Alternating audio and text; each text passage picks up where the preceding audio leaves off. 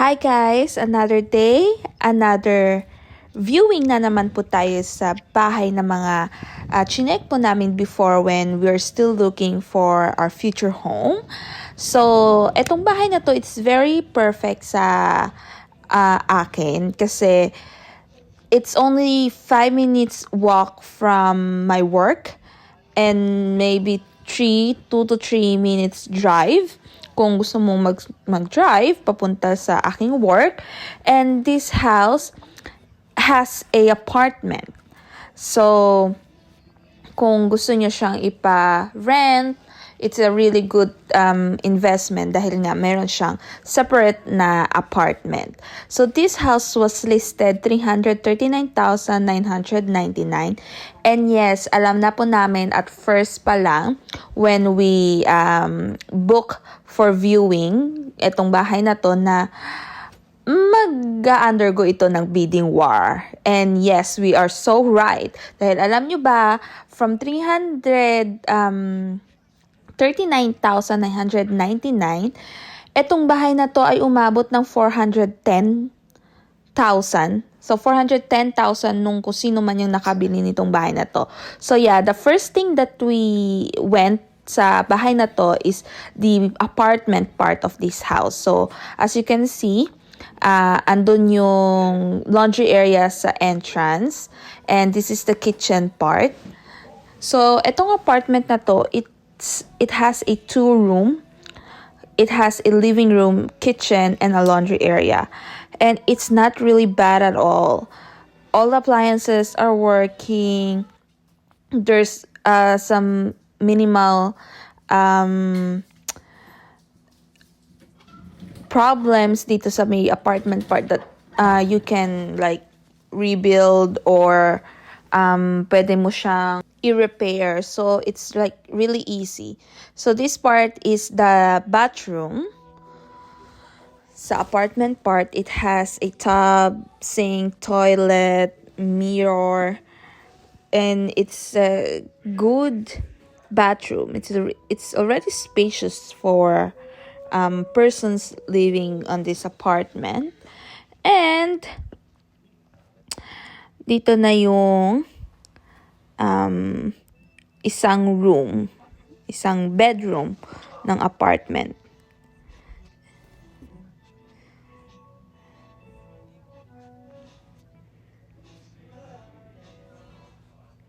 So, yung bed na yan, it's a double size. I think double bed size or I think queen size. So, very spacious yung kwarto na yon. This is the living area.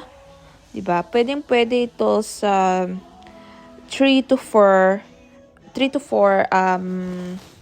family size.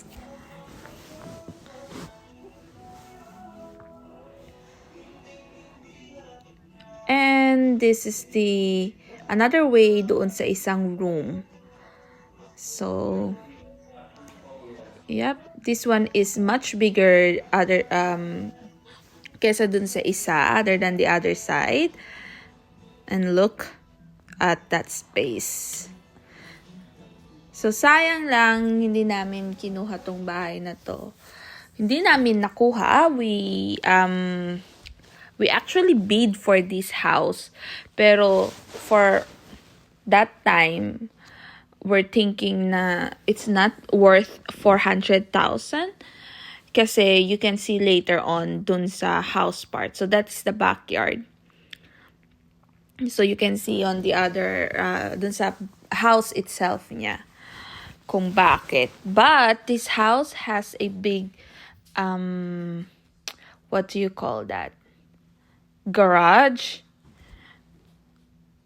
So, yung garage pa lang parang isa na siyang bedroom. But then, of course, it's a garage. And the backyard is nice. Meron siyang maliit na patio connected to the backyard. So, yeah. This is the apartment part ng bahay na ito. So, it's a really good investment, actually. And all the appliances here are working. Cabinets are still nice.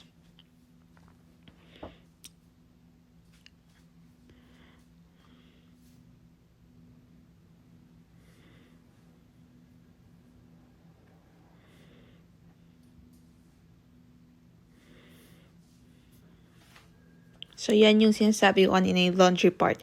Dito sa entrance, nandito yung laundry. And now, we are on our way to the main house itself. So, look at the ambience outside as well. Ang ganda ng front niya.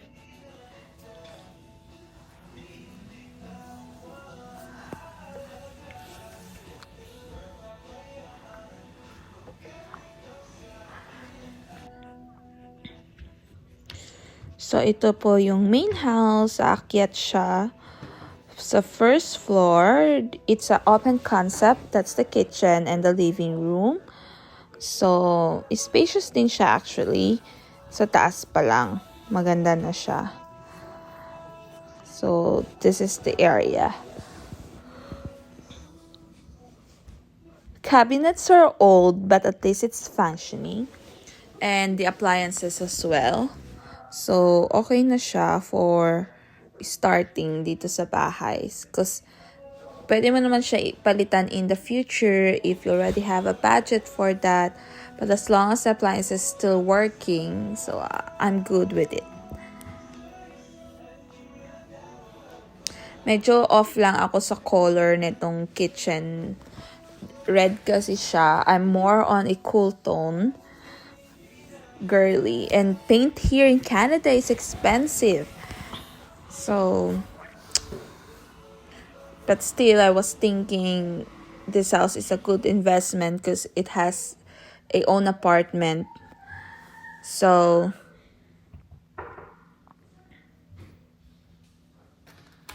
this is the outside. May patio.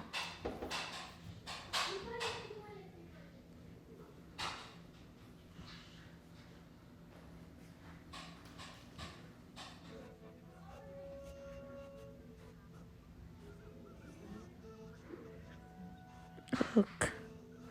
Ayan yung pababa niya sa backyard.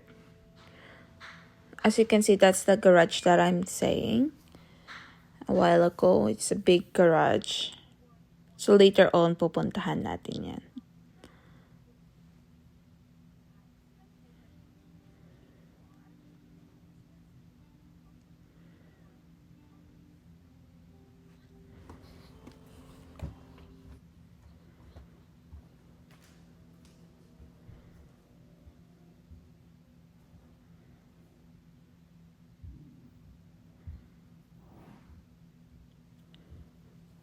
So, pupuntahan natin yung mga rooms dito. If I'm not mistaken, there's a 3 rooms here sa first floor. And it has a common bathroom.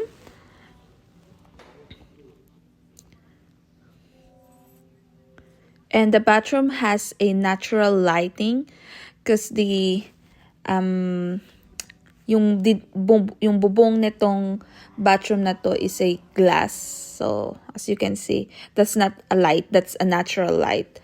So, it has a tub, mirror. The mirror is broken here, but you can change that. Tas may mga part na tinapalan lang nila, parang ni-repair lang nila nang hindi pa masyadong naayos yung tapal nila ng mga butas. So, this is the first room. I think this is the master's bedroom kasi ito yung pinakamalaking bedroom. It has a built-in closet. It's really huge. It has electric heater.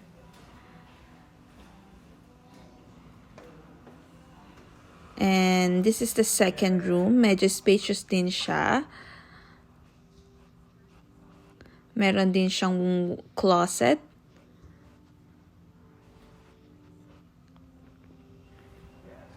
And this is the other bedroom. So, tatlo yung bedroom sa taas. Not too bad yung mga secondary and tertiary room. May built-in closet din tong isa.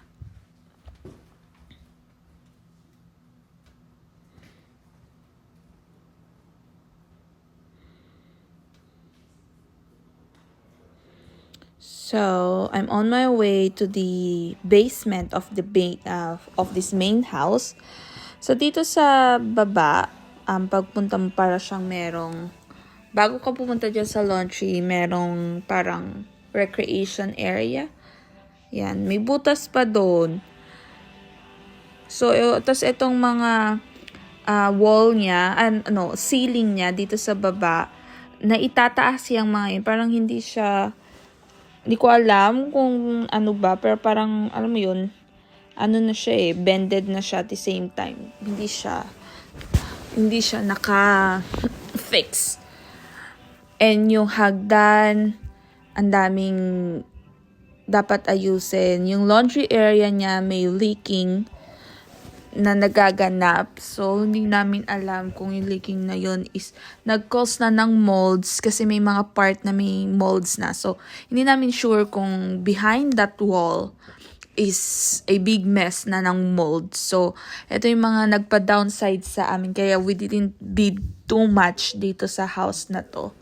But still, we decided to bid. Pero yung feeling namin yung sapat lang na worth nitong bahay. So yeah, this is the house. Pero yun, natalo kami dito sa bahay na to. Which is all good lang. Kasi in the next few videos, on the very last part, makikita nyo kung ano yung bahay na nabili namin. Or nautang namin. So yeah, sayang lang din ang laki nitong bahay and may apartment nga siya. But then it's too much. It's 410,000 for this house na ang dami mo pang i-repair sa baba sa basement ng main house. So parang we're not sure about that. So but at least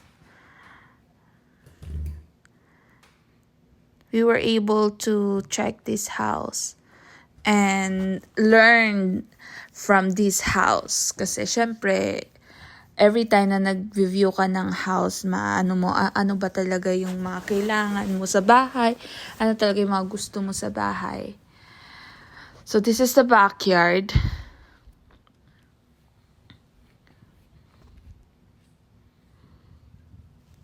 So, yan yung garage na sinasabi ko. Ang laki niya. Para na siyang isang bedroom. Diba? So, kung sino man yung nakabili ng bahay na to, talagang, swerte niya.